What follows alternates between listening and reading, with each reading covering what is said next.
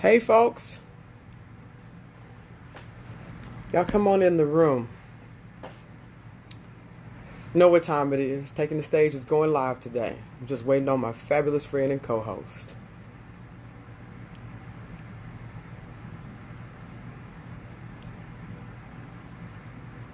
Hello everyone.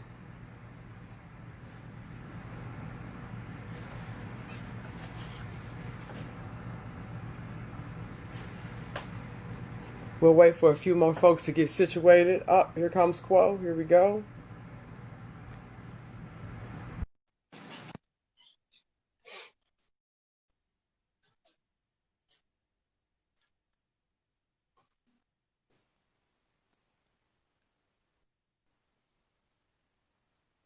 Hey Quo. Hi. Hello, everyone. Happy New Year. Oh, there are friends and oh, thank you, Latina Hola, Women in Opera. hermosas. Sí, sí. A ti también.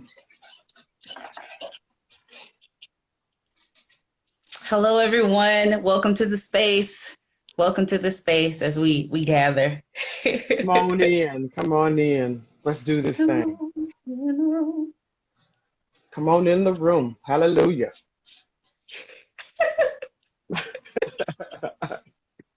Hallelujah. Like that man prayed at the inauguration when he said, Hallelujah. Yes. He, Steps.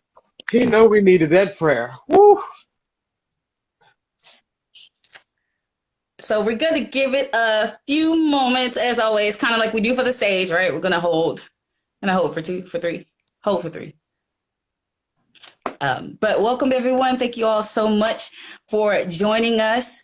We are inviting everyone to post questions as well. So today will definitely be a thing about questions and answering questions, but also looking at what it means to be resilient during this time, and then what it means to value what we do in our organizations and to allow that to drive actual change going forward. So we are, I am well. Thank you for asking. Yes, I'm hanging in there. I'm hanging in there. Absolutely. All I right. think So as we let's get all this, are right right. now. Let's get this party started. I'm going to kick it over to Christian. So, folks, my name is Christian Roberts. Of course, I'm here with my fabulous friend and co-host. Quo Dicia Johnson. And of course, we're back with another episode live of Taking the Stage with Christian. And Quo. And of course, we begin every episode with greetings, with gratitude, but we also do a land and people acknowledgement because it is important in centering truth. It is important in truth telling. It is important in making sure that we create authentic connections. So I do want to take this time to acknowledge that we here in Dallas, we are on stolen land. We are on the land of the Caddo, of the Wichita, and of the Comanche sovereign nations. Nations that faced horrible conditions, that faced genocide, that faced policy that allowed for the forceful removal by any means necessary. I want to take the time to also acknowledge that we are on stolen land built by stolen labor. We had people who were taken from their homes, my ancestors included, and brought here and forced into labor and enslaved. And from that free labor on that stolen land with the stolen labor, we now enjoy Dallas. But Dallas is not alone in this. The entire nation benefits from stolen land and stolen labor. So I want to take this time to uplift these wonderful, amazing, beautiful communities, the generations of resiliency, of strength, of having to face these conditions in very unique ways, and the beautiful voices that continue to speak truth in this space. I thank you for joining us in this space of speaking truth and creating authentic connections so that we can work together to heal the harm, right? We didn't create these conditions, we inherited them, but we can heal the harm, we can make a difference. So I thank you for joining me in this land and people acknowledgement. And we thank you for joining us live today. As usual, we wouldn't be here if you didn't keep watching. So we very much appreciate it. We very much appreciate our colleagues at the Dallas Opera for their continued support as well. And of course, always as always, a shout out to our friend and colleague David Lomeli. Hey, David, every So time. every single time, that's just going to be a staple of what we do. So one of the thing that we're going to talk about this week, there's been a lot going on in the past couple of weeks. There's been a lot going on. There's been a lot going on in this country forever, actually. For forever, Um, right? this is but the thing is that I think we're alive to witness this stuff in real time rather than reading it in history books. Mm. And there's a lot of different things going on at the same time. We are in the pandemic.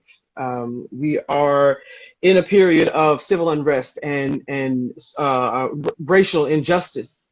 We are dealing and we're wrestling with these things. We're wrestling with an economy and unemployment.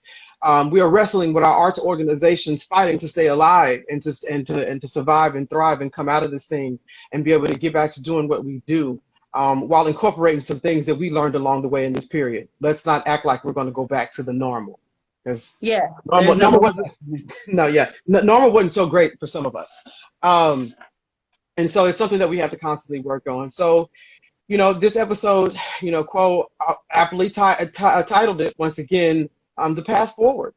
What are we doing now? We have in the past 2 weeks have seen an insurrection. It was domestic terrorism. You can get mad if you want to.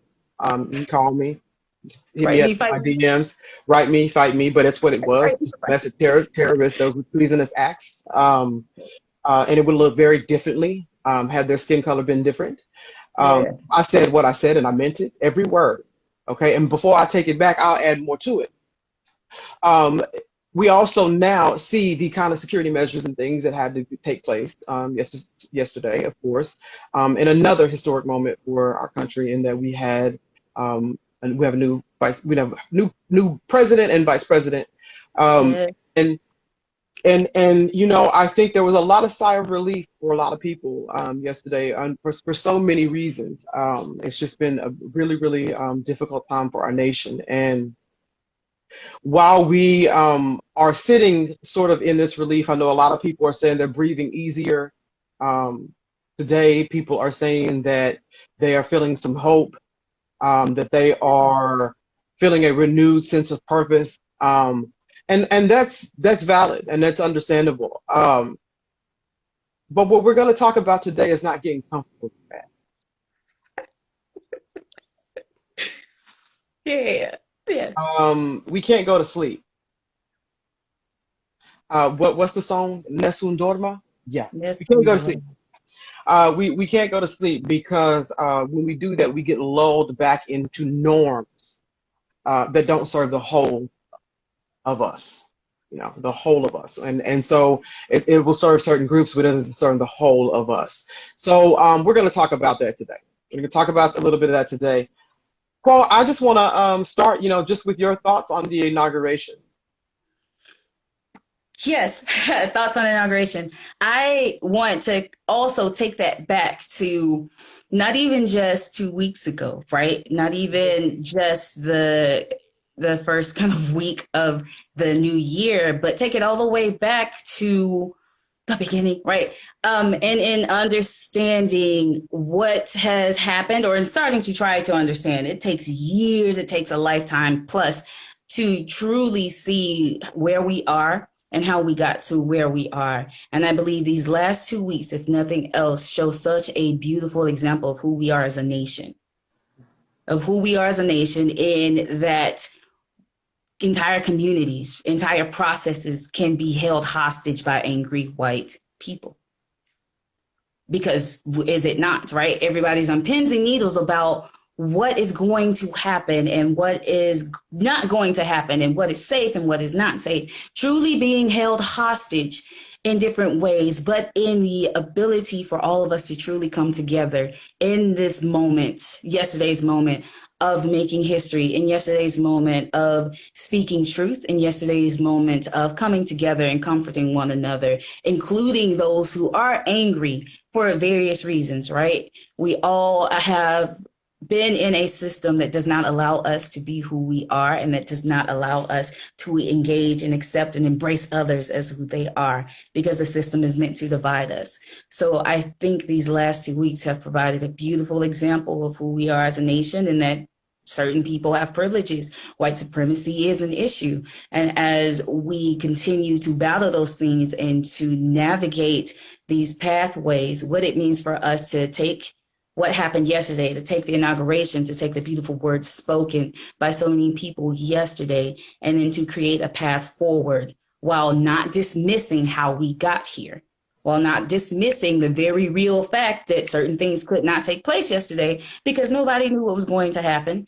In addition to us being in such a volatile time right now because of the pandemic and the ways that we're having to respond, right? And then to bring that, and we always bring it into the arts, we always bring that into opera, what it means for our organizations to see this, to own it, and then to truly understand that as we go forward, right, there's this call for unity, which is beautiful.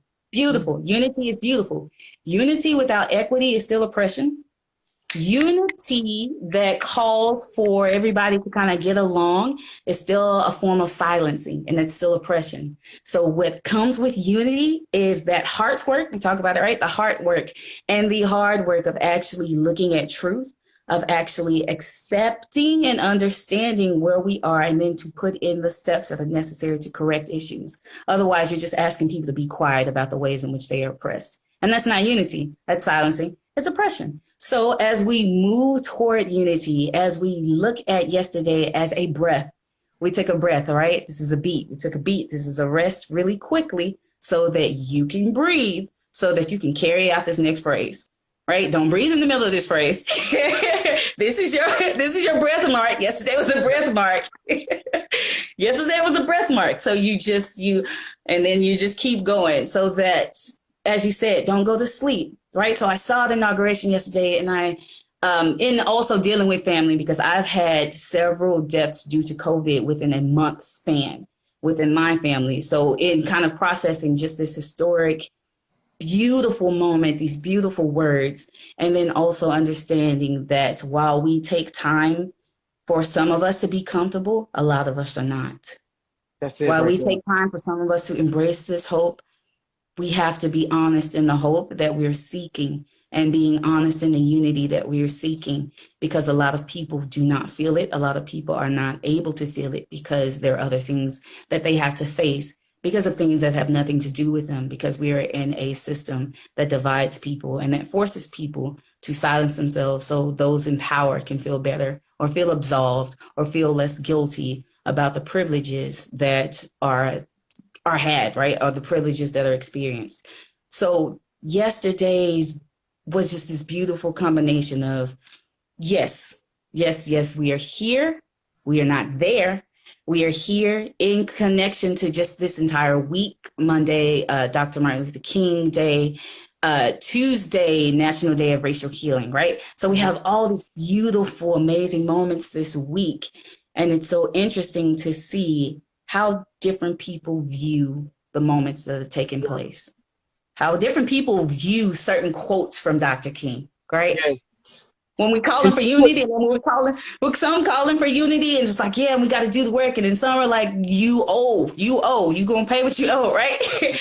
Because Dr. King's work was also about economics, right? It's also about being able to be in a situation where you would have access to resources without being disenfranchised, without being targeted, right? So as we're looking at these different approaches to the same thing, I think it's important that yesterday's moment allows us to start to add, right? To truly bring it all together, as opposed to that. Well, that's a period, and yesterday started a new sentence in the same book, in the same chapter, in the same paragraph. Like, okay. So that's my thoughts on the inauguration. I hear you on that, and that pretty much sums up most of my thoughts on it. I would add just one thing to that, and that is seeing the representation, the cabinet that's being appointed, the people that are being put in place, people who participated yesterday. All of those things are beautiful. They mean nothing if you are integrating people into a burning house. Meaning, if you're not creating an environment for people to be able to thrive, for their voices to be heard, for them to be able to contribute, for them to be at the table, for you to be comfortable moving aside to get that voice in the room, then we still run into the same problems that we've always had. So this is not to stomp on anybody's hope or anybody's joy or anything. And I would also say, quote, it's not even just a breath mark. This is a catch breath. You don't even get an inhale. You get a catch breath.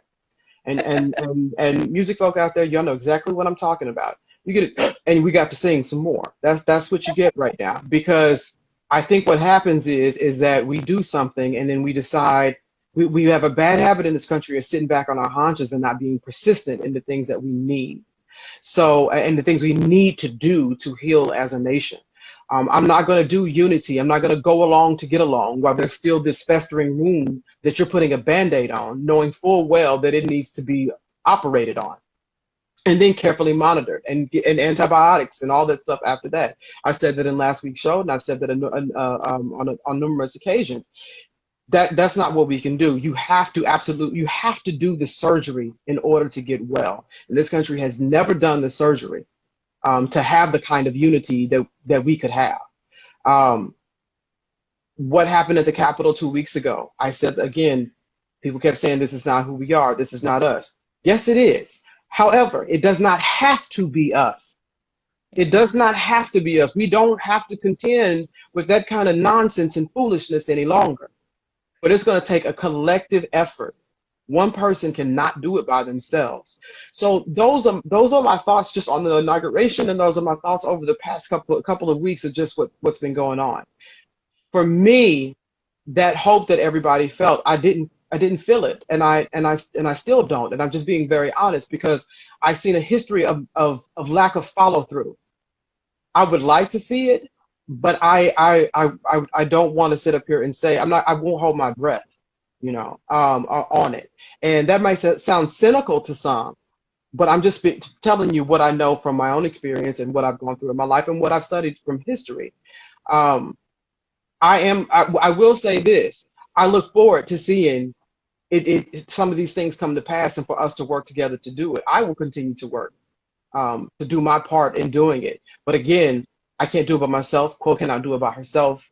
Latino Women Opera, y'all are on right now, they can't do it by themselves. Right. We have to come together to do this. And that's everywhere, that's everywhere. That's not just in our highest offices in the country. That's not just in our neighborhoods. That's in our offices. That's on our stages. That's in our pits.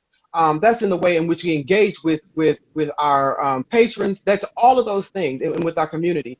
It is a full-scale commitment to every aspect of life that you know. It's going to look, feel different, but we have to be ready to rise to that challenge. So that's what I'm thinking about. Now, I would be lying if I said that I looked at that yesterday and did not think it was beautiful what I saw up there, of what it represents. I thought it was absolutely beautiful. I thought that it was a sign of things of what could be.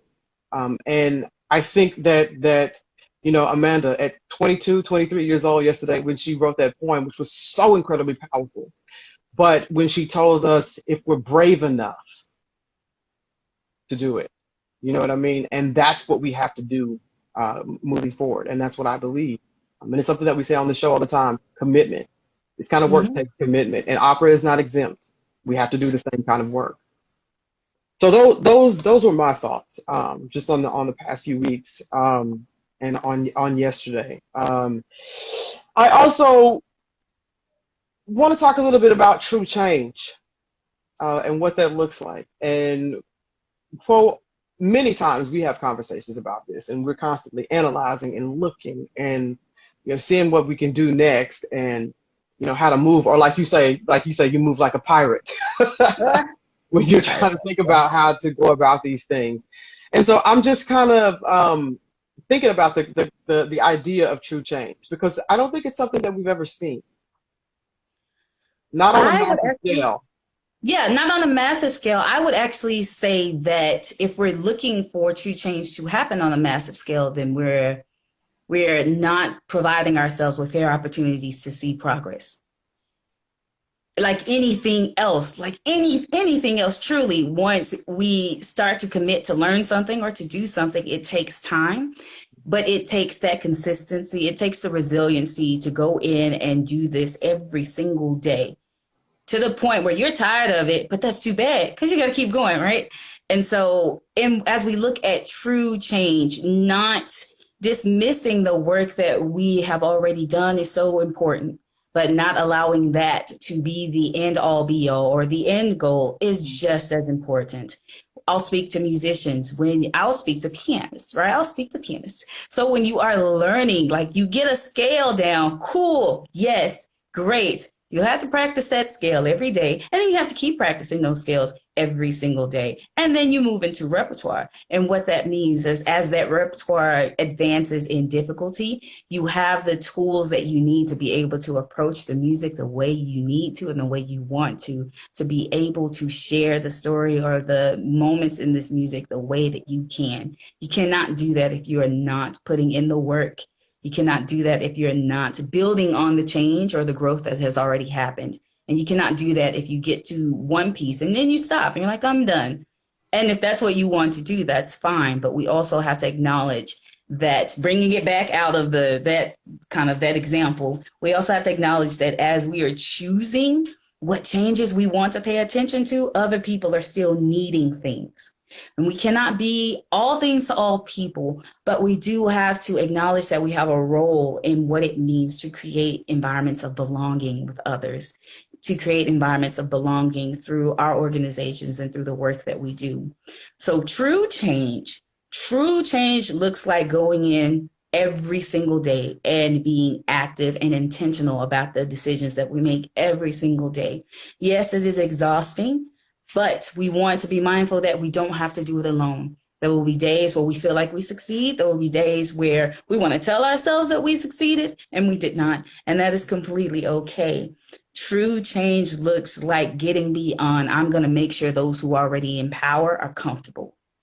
True change looks like getting beyond there and then getting to the point where those who are wanting to now be able to make decisions because they have not been able to do so also start to expand what it means to share space, right? There are so many phases to this. And as we go through these phases, it's continuous. So it's not we get to phase one and we're done and we never have to deal with that again. We will continue to engage with that, right? We continue to engage with theory and analysis. We continue to engage with what it means to breathe properly as we're doing this work. And so when we're looking at true change, it's continuous. Right? It's consistent. It is the thing that is going to be guaranteed. But when it is authentic, when it is honest, you have other people supporting you, right? You have other people who, and not being, not absolving you of your responsibility or not making you feel better, right? Not trying to pacify anything else, but people who actually challenge you and then do the work with you. So to our organizations, when we're looking at true change, yes, some of us held spaces for belonging, spaces to kind of process the things that are happening. True belonging also looks like making sure that that is consistent, that we continuously do that we're mindful of the needs of our staff, that we are mindful of the needs of our artists, that we're mindful of when we're adhering to white supremacy culture norms, when we're pushing people to do work without acknowledging that they, and I say they as in people of color, without acknowledging that Black people, without acknowledging that Indigenous, Native American, American Indian people, without acknowledging that entire groups and families of people of color have other things that we have to deal with on top of coming into organizations, on top of doing our work, on top of wanting to make sure that we're in a space that actually embraces the things that we need, on top of being in a pandemic, on top of being in economic stress, all these things, right? So not to take away from what anyone else is doing, what everyone else is experiencing, but we have to understand the nuances. True change looks like being sensitive to those nuances and then continuing to be sensitive to the nuances as they shift and as they change. No, I agree 100%. And this sort of goes into the next part of this, and that's how do you support your staff? How do you support your community during this time? And I think Quo just summed that up really well in terms of, and then we can go into more detail, but the fact of the matter is this: organizations are made of people. And people come with lives and things Yeah. that are going on in their lives. But we have to understand that in this country, well, really, in many parts of the world, in this country, there are very, very unique things that go on here.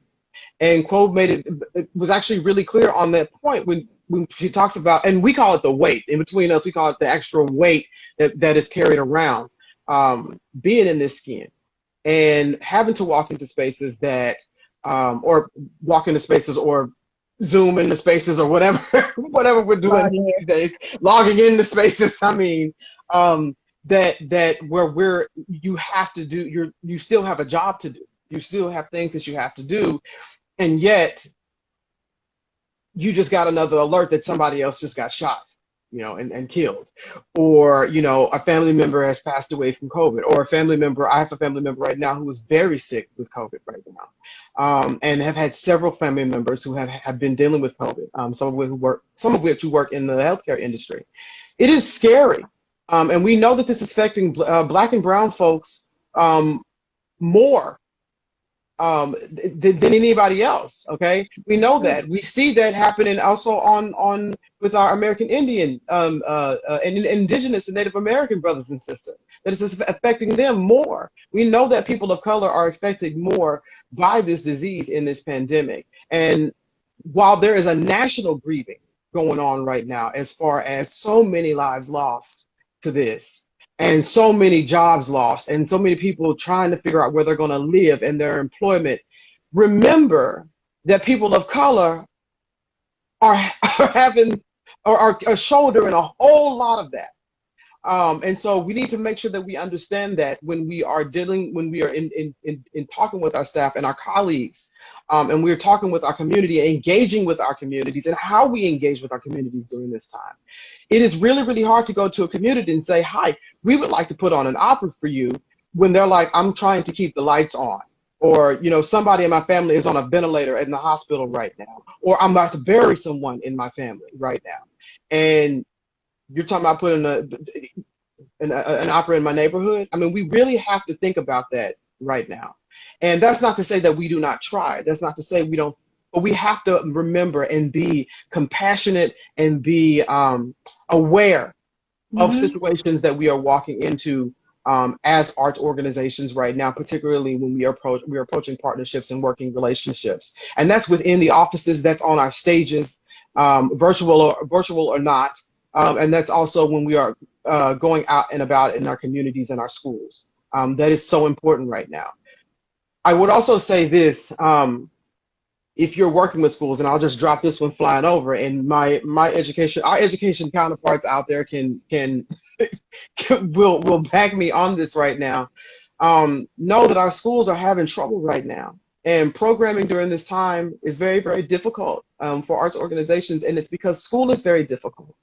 Quo and I, just in December, we were on a call with a teacher in the morning who had been sent home and her class quarantined, and then that very afternoon in a school another district away, we met with another teacher who had been sent home and quarantined, and her class had been quarantined for COVID.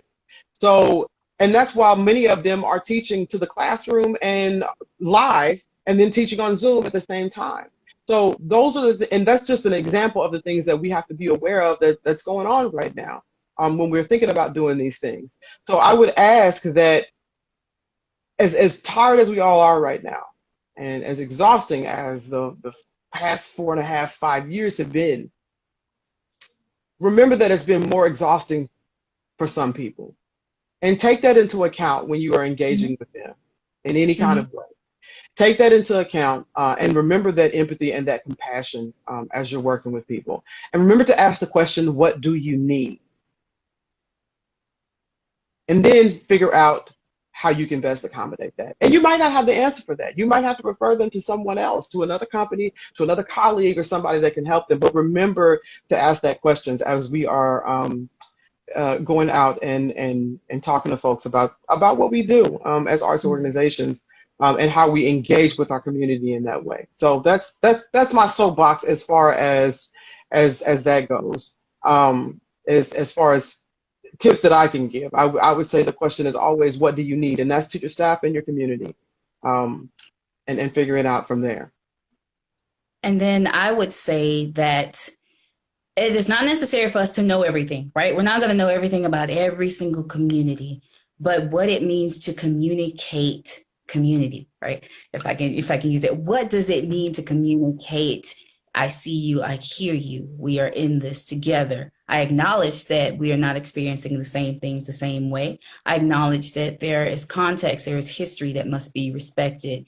There are spaces that must be uplifted. There are voices that must be uplifted, and there's connection that must be made. What does it mean to communicate that to those that you're wanting to serve? And then what does it mean to communicate that first and foremost to your staff so that it can be communicated to everyone else? That is the question that we are all having to face right now as we respond to two very emotional weeks within a very emotionally demanding time for all of us, and in the different work that we're doing in all of our different spaces. That's all of our education, that's our community, that's to all of our health colleagues. And what is happening? We have to actively work to dismantle the idea that everything is okay. Yeah, because everything is not okay. It's not, it's on fire. But that provides us with such a beautiful opportunity. This is me being my obnoxious, optimistic self. I told you I was obnoxiously optimistic. Provides us with this beautiful opportunity for us to suddenly see one another, and for us to suddenly have conversations, for us to talk, and then for us to listen deeply, to truly listen to other individuals, and then to define who we want to be. You said last week we have to decide who we're going to be. Yes. And this is a beautiful time to do it. We can use yesterday as a way to start to catapult some things, but one of the most dangerous things is the assumption that because we now have representation, or because there are so many changes that are being done, one of the most dangerous assumptions is that we're done, that there's no other work that needs to be done. I remember everybody was like, we're in a post-racial America, we're in a post-racial United States. And they went to sleep. When? Houseway. So it's okay for us to acknowledge that we have come far. We have come from places. We are not where we need to be. We are not where we want to be, but we are developing the tools and the connection in the community to get there, and we will not be stopped, right? We will not be driven back. We will not be told what can and cannot be, because we've seen it. We're doing it. We can do it better. We can make it happen, right? And we can do this better together. So that's my tip for all of our organizations, just being mindful of the needs of your staff and the people within the space, and not centering like this right to comfort. Like, I have the right to be comfortable, which is a white supremacy culture norm. Like, I have the right to be comfortable. So if my feelings are hurt is the equivalent of somebody being oppressed. No, that's not how this works, right? Discomfort and oppression, two different things. So we want to make sure that we're looking at the context of how our staff members are doing and what they need, the additional environments that affect how our staff members can do their work, because it is important, especially right now, and because we have the ability to address it right now. Not to say we don't have work to do, because we do have work to do. We all have work to do. It's just important that we be mindful of what it means to center connection in the work that we're doing, and what it means to center accountability in the work that we're doing, what it means to give space in the work that we're doing, what it means to take up space for those who have not been able to do so in the past. It is okay for us to acknowledge that we're here, but we have so much farther to go. Very much so. And that sums it up. And I just think about all the things that we've been through over the past, almost 11 months now. I'm starting to lose track. And I think about how fast the months have passed. And we're running up on a year, come mid-March. where, we haven't been in our offices, we haven't been on the stage. And, that's hard. That's a hard loss to take, but there's just been so many losses in so many different ways and so much going on. But to me, and you know, I look at all of this stuff happening at the same time. I look at the economic problems. I look at the lack of jobs. I look at, doors being shuttered. I look at places going out of it. I look at all of these things happening at once. Another civil rights movement. I look at all of these things happening at once, and a pandemic to boot. All of these things happening, and I'm going, we have to start seeing things. We have never seen this many things come together all at once, and I'm like, is that a sign? Let's wake up. Let's wake up. Let's get alert. You know what I mean? Let's drink your coffee, eat your Wheaties, because this is serious stuff. I mean, it doesn't seem to be a coincidence that all this stuff is happening at the same time. So let's look at trying to fix it. Maybe it's time for us. Maybe that's a sign that we should actually try to really address it this time. So please, let's look at it that way. Even in knowing that as we address it this time, right, there will be another time. There will be another time. Solve this by leaning into immediacy, by leaning into that sense of urgency. Be urgent about how you need to be committed. Not urgent about how we need to have solutions immediately, because that does not provide sustainable solutions for those who are truly affected by this system. We're all affected by the system, right? The system is meant to separate us. We have people who, because of experiences and because this system has supported the idea of whiteness, because this system has supported anti-blackness, right? Anything that's closer to white, you move that way. And if it's closer to black, you move that way, right? You move away from it. This system has done that. And so it does not allow us to truly see the ways in which so many things have been built on just that concept. So to seek immediate solutions is a right to comfort. To seek immediate solutions is a sense of urgency. To seek immediate solutions gives into perfectionism, because once it does not happen, suddenly it was never worth it, right? So we want to be mindful of what it means to put in the work and not to seek to be as comfortable as possible in this work, but what it means to be as connected as possible, so that as we extend beyond the barriers that were created in separation and in systems of oppression, that we actually are mindful of what it means to be here for one another and what it means for our organizations to live up to its purpose, to live up to the beautiful art that we can create, the beautiful art that already exists, the art inherent, right, in every individual and in every community, and how we fold into that. And then in many ways we can lead in some ways, but leadership also looks like learning. Leadership also looks like being an example of what it means to learn, what it means to sit still, what it means to listen. So we want what it means to self-examine. What it means to self-examine. What it means to put in action that requires that we look at our own organizations and that we start to examine the ways in which we can become more inclusive of others, but the ways in which we can create environments of belonging. So as we're looking for change, as we're looking for solutions, we don't have all of them yet, and that is okay. Right? We don't have all of them yet. I don't have them. You don't have them.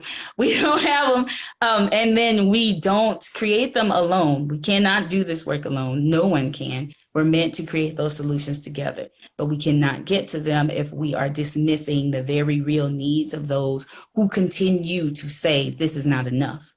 And not because of selfishness or greed, but simply because the right to live, the ability to live, to exist, to engage in things, they are not there. We are not all protected the same ways. They are not there. So we have to be mindful of what that means as we are expanding and as we're building on the beautiful work that's been done, building on the beautiful moments that took place yesterday. Some of us didn't even get to see it. Like, let's be real about that. Some people didn't even get to see it because of lack of resources. Some people are still dealing with so many things. So we want to still be mindful of context and what that means, and be mindful of gratitude and the ability to be able to do this work but we have to do the work. Yeah, and and that's, I think, the most important thing, and we have to be ready to do it, and prepare ourselves to do it. The consistency is key. The commitment is key. Resiliency is key. And folks, we know you're tired. I'm tired. I mean, Quo, you tired? Yeah, it's okay to be tired, right? It's It's like being in tired, a you being human. in a course and you have to do this long. You got like 30, you got buku. I say buku, Yeah, right? You know yeah, these long and what it means for us to sustain this note as a group, to yes, sustain this work as an entity, right? There are some people who are going to drop out, some people who come back in, some people are going to hold it. That is how we have to approach this, but you still have to do your part. It's not enough for and you to just be sitting there, and yeah. then just it. You're just gonna tap out for the rest of the song? No. And so what we have to do is be accountable individually and then as well as organizationally, right? And what we Yeah. look at for our organizations. So, folks, that concludes most of what we're really going to talk about today. Yeah, Just unless y'all have questions, right? Feel unless free y'all to have ask questions. questions. If you have some questions, please, by all means, put them in the chat. We're happy to answer them. But I think that we are in, once again, an exciting time. I know I've seen memes that say I'm tired of living through historic moments or something like that. Um, and I know we're all feeling that in some sort of way, but um, I think I think it's time.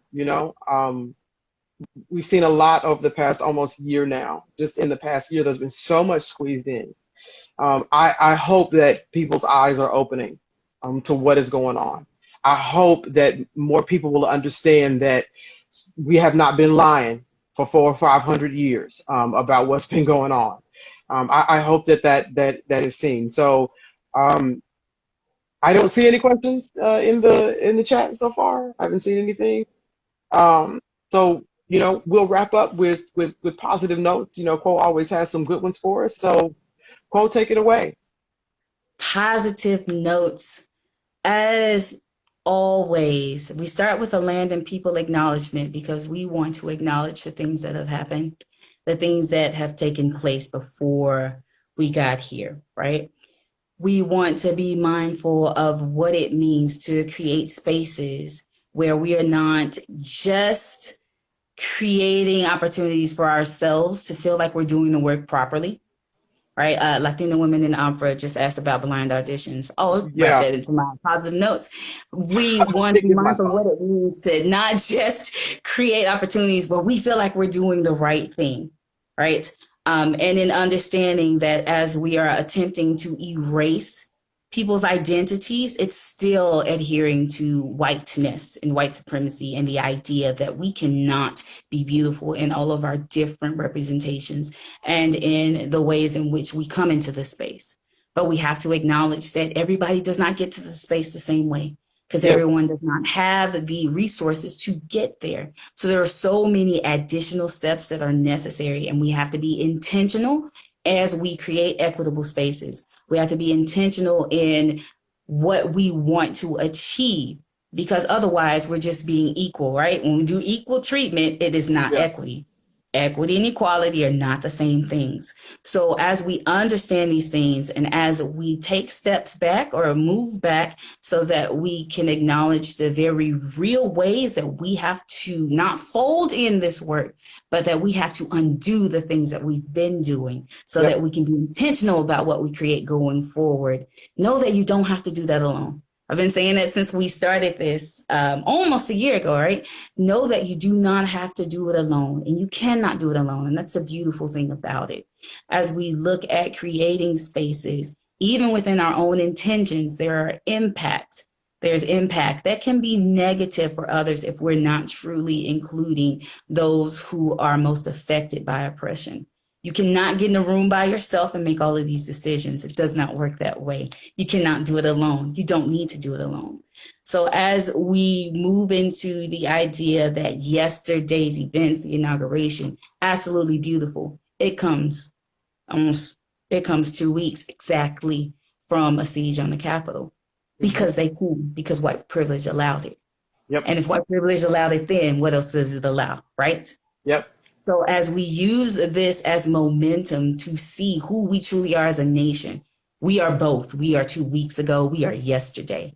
And Yep. as we move forward in the path forward together to be able to decide who we want to be going forward, who our organizations are going forward, we must center the truth of these experiences. We must center the truth of how people experience our organizations and who we think we are as organizations. We must center the truth and connection necessary in order to do that. And as I say, you don't have to do it alone.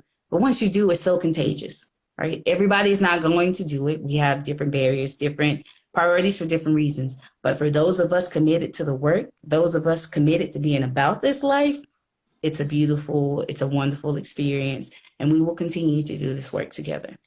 So those are my positive notes for this episode. So, as I wrap up here, I think about just the beauty that we create in the world and the ways in which we engage with each other and the ways in which we connect. Um, if it's amazing because yesterday's events, like I said, I looked at it and I saw what it could be. And I was like, and the thing is I want that. But I really do. I mean, I do want that. I thought it was wonderful. But like I said, I already know, I know the history. So, but I asked us to be vigilant, about this and to be persistent about wanting to make these changes and to be and to work people's nerves in order to get it done if necessary. Doing the right thing sometimes requires working people's nerves, and that's okay. Because it has to be done, in order to dismantle and replace systems that can serve the whole of us. So I would say, as I always say, folks, just be bold, be creative, um, and just be when you need to be. If you need to be still, Yeah, just be, and that's okay. It's yeah. a tough time out there right now. Take your break, eat your Wheaties, take a nap, all those things that need to happen. Please take care of yourselves and your families and such. And with that sums up the end of our show today. Thank you all so much for tuning in. We will of course be back next Thursday at 1 p.m. Central, and Yes. we will see you then. Absolutely. So please feel free to reach out if y'all have questions. Let us know, and that way we can start to answer those questions in other lives. So thank you all. Peace.